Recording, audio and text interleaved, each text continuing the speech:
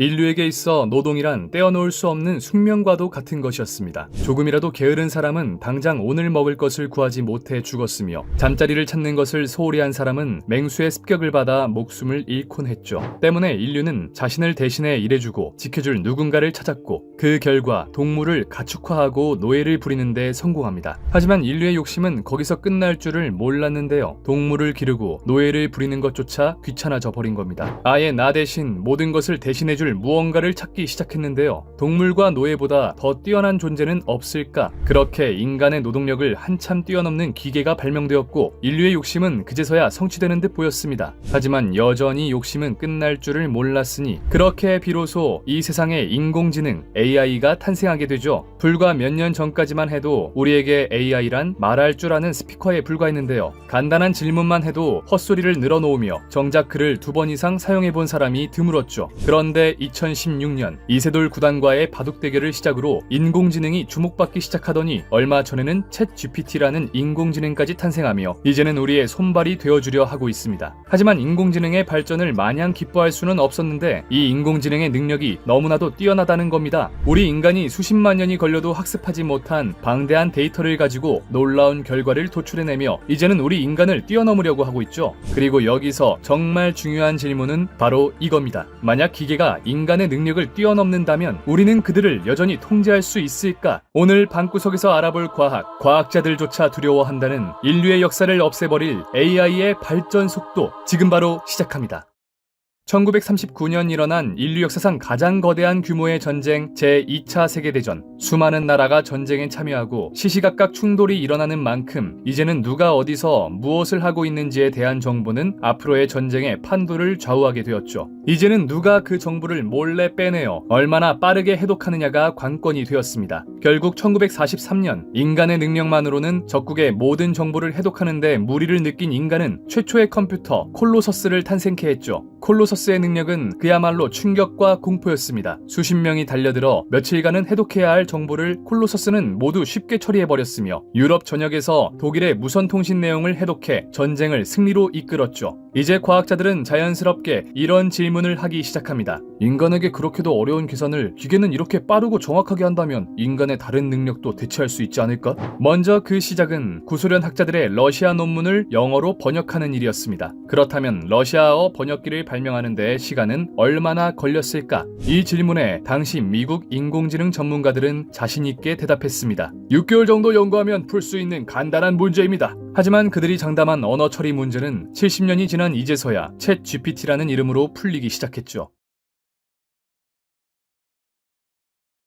도대체 무엇이 문제였던 걸까요? 컴퓨터라는 개념조차 희박하던 시절 콜로서스라는 컴퓨터를 만드는 데엔 성공해놓고 비교적 단순해 보이는 번역기를 만들지 못한 이유가 뭘까요? 우리에게야 단순한 문제였지만 컴퓨터에게 있어 우리들의 언어라는 것은 굉장히 어려운 개념이었습니다. 당시 컴퓨터에 사용되던 방식은 기호 혹은 규칙 기반의 AI였습니다. 쉽게 말해 고양이란 이런 거야, 강아지란 이런 거야 하고 모든 것을 하나부터 열까지 설명해 주었던 것이죠. 하지만 이 세상에는 정보가 너무나도 많았고 30년이 넘는 세월 동안 기계에게 과외를 해주었지만 기계는 끝내 세상을 이해하는 데는 실패하였습니다. 그렇게 컴퓨터는 인간을 절대 뛰어넘지 못한다는 절망으로 끝나려는 순간 1980년도에 번뜩이는 아이디어가 탄생하게 되죠. 기계가 아닌 사람의 관점에서 우리들은 30년 동안 정보를 주입할 필요도 없이 스스로 학습을 하면서 기계보다 뛰어난 생각을 할 수 있었습니다. 그렇다면 이것을 기계에도 대입하면 되는 것이 아닐까? 마침내 기계에도 세상을 직접 설명해주는 대신 데이터 기반을 학습하는 능력을 주기로 하는데요. 이것이 바로 그 유명한 머신러닝이었죠. 하지만 머신러닝 기술의 탄생 이후 30년이라는 세월이 흘렀지만 여전히 기계는 세상을 이해할 수 없었습니다. 결국 과학자들 사이에서도 지능이란 인간만이 가질 수 있는 것이다라며 하나둘씩 인공지능 개발에 포기하는 듯하였죠. 그런데 2012년 놀라운 일이 벌어지게 됩니다. 토론토 대학교 제프리 힌턴 교수팀이 그 어느 기계보다 뛰어난 물체인식 성능을 보여주는 기계를 만든 것이었는데요. 그들이 한 방식은 놀랍도록 신기했고 놀랍도록 당연한 것이었습니다.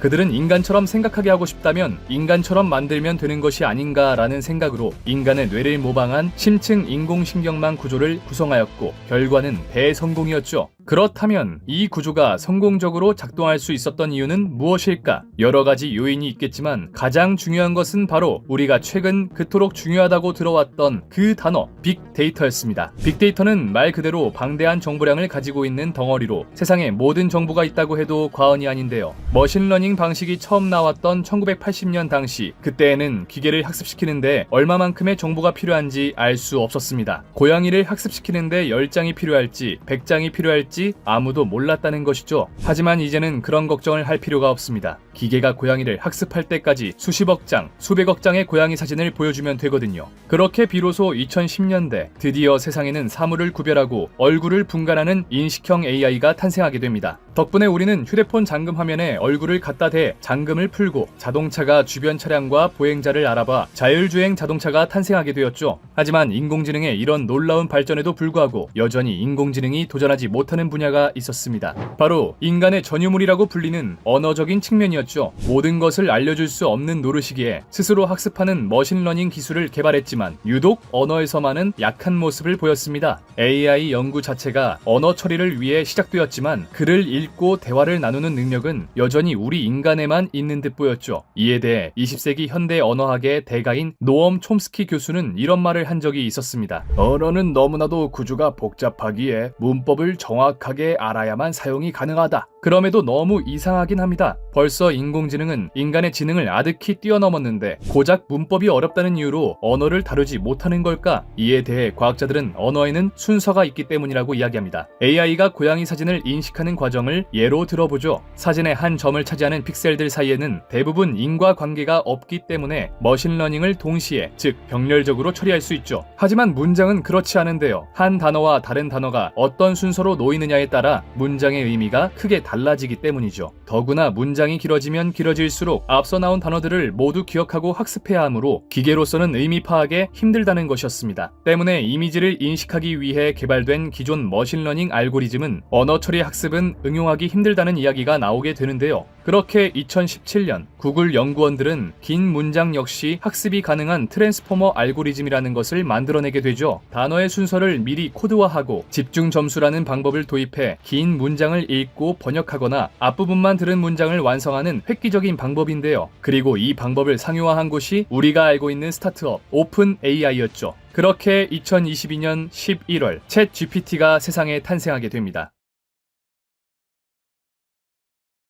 챗 GPT의 탄생은 굉장히 놀라웠습니다. 챗 GPT에게 질문을 하면 마치 사람과 질의응답을 하는 것처럼 자연스럽게 대답해 주었으며 또 모르는 것도 없었죠. 급기야 몇몇 사람들은 이를 자신의 레포트를 작성하거나 시험 문제를 푸는데 사용하였고 들키기는 하였지만 정확도에서는 문제가 없었는데요. 때문에 일각에서는 챗 GPT를 신격화하여 마치 모르는 것이 없는 백과사전인 마냥 이야기하고 있습니다. 하지만 이 챗 GPT에는 아주 커다란 문제점이 있었는데요. 앞서 봤듯 인공지능이란 인간이 만들어낸 빅데이터를 기반으로 우리들의 질문에 대답해주는 형태입니다. 그런데 만약 인간이 만들어낸 빅데이터, 즉 정보가 잘못된 것이라면 어떻게 될까요? 챗 GPT에게는 그것이 잘못된 정보라는 것을 생각할 능력이 없기 때문에 단순하게 그 정보를 우리들에게 전달해 줄 겁니다. 그리고 우리는 전지전능한 챗 GPT가 내놓은 답변이기에 그저 그 답을 그대로 믿게 되겠죠. 사실 우리는 잘못된 정보에 대해 어느 정도 면역이 있긴 합니다. 불과 10년 전까지만 해도 이와 비슷한 시스템, 지식인이 있었기 때문인데요. 하지만 시간이 흘러 우리는 그곳에도 잘못된 정보가 올라올 수 있다는 것을 알게 되었고 정보를 선별적으로 받아들이는 능력을 키워냈습니다. 그러나 챗 GPT는 지금까지 틀린 적이 드물고 벌써 챗 GPT를 신격화하는 사람들도 많아진 모습입니다. 때문에 우리는 챗 GPT의 정보를 비판적으로 받아들이는 능력을 키워야만 하죠. 이 영상을 보시는 분들은 이렇게 생각하실 수도 있습니다. 그래서 그게 뭐 그렇게 중요하다고 호들갑이야? 물론 아직까지는 이 문제가 그렇게 크게 대두되지 않을 수 있습니다. 그저 개인끼리 주고받는 정보가 틀렸을 뿐 진실 자체는 변하지 않을 테니까요. 그런데 문제는 이 챗 GPT가 굉장히 똑똑한 인공지능이고 나라를 운영하는 지도자 입장에서도 이 인공지능을 사용하지 않을 이유가 없다는 겁니다. 이 정책을 이 시기에 펼치면 국민들의 반응은 어떨지, 국제 정세에는 어떤 영향을 끼칠지 등등 모든 것을 이들에게 묻게 되겠죠.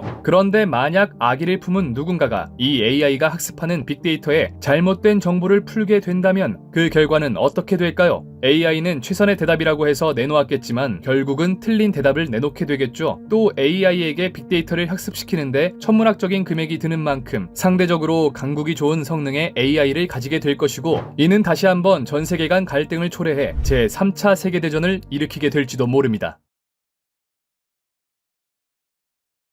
그렇다면 마지막에는 이러한 질문만이 남는데요. 우리는 결국 AI에게 항복해야 할까? 지금까지 굉장히 절망적인 시나리오를 이야기했지만 다행히 우리에겐 아직 시간이 있습니다. 지금 이 시간도 AI들은 수많은 정보들을 스스로 학습하며 똑똑해지고 있지만 아직 정보를 주는 우리 인간이 없다면 그들은 스스로 학습할 수가 없게 되겠죠. 때문에 AI 연구 개발자들과 각국의 정상들, 권위 있는 학자들은 인공지능 개발에 있어 나름대로의 가이드라인을 만들어야 할 것입니다. 불과 몇십 년 전 무분별하게 퍼지던 핵무기가 핵 확산 금지 조약을 시작으로 점차 진정되기 시작한 것처럼 우리는 이 사태를 충분히 막을 수 있습니다. 그리고 오늘 알아본 이 내용들은 미국의 대통령 보좌관 제56대 국무장관을 지내며 1973년 노벨 평화상을 수상한 헨리 키신저, 구글의 전 CEO 에릭 슈밋, MIT 슈워츠먼 컴퓨팅 대학 초대학장 데니얼 허튼 로커가 작성한 책 AI 이후의 세계를 바탕으로 만들어졌는데요. 이 책은 각 분야의 정상에 올랐던 분들이 AI의 발전에 있어 그들의 역사를 자세히 설명해주고 그들이 완전체로 탄생하게 되면 일어날 문제점들에 대해 자세히 짚어주고 있죠. 사실 이 책을 읽기 전까지 AI의 발전이 우리들에게 혁신적인 미래만을 가져다 줄 것만 같아서 마냥 좋기만 했던 것이 사실인데요. 그런데 과학기술의 발전이란 항상 양면성을 지니며 결국에는 전 세계에 혼란을 가져다 줄 수도 있다는 것이 굉장히 충격적이었죠. 오늘 영상을 통해 알아본 내용은 이 책의 아주 일부분으로 앞으로 AI가 발전하면 우리 세상에 끼칠 영향은 정말 엄청났는데요. 현재 챗 GPT를 비롯한 AI에 관심이 커지는 만큼 저희 영상 시청자분들께서도 한 번쯤은 보시면 좋을 것 같아 책 AI 이후의 세계를 여러분들께 소개하는 영광을 가지게 되었습니다. 영국의 세계적인 물리학자 스티븐 호킹은 이런 말을 한 적이 있습니다. 지금까지 개발된 초보적 인공지능 기술이 매우 유용하다는 걸 이미 입증했지만 인간에 필적하거나 능가하는 수준의 인공지능 개발에는 두려움을 느낀다. 우리는 과연 다가오는 AI의 시대를 제대로 대비할 수 있을까요? 지금까지 방구석 과학이었습니다.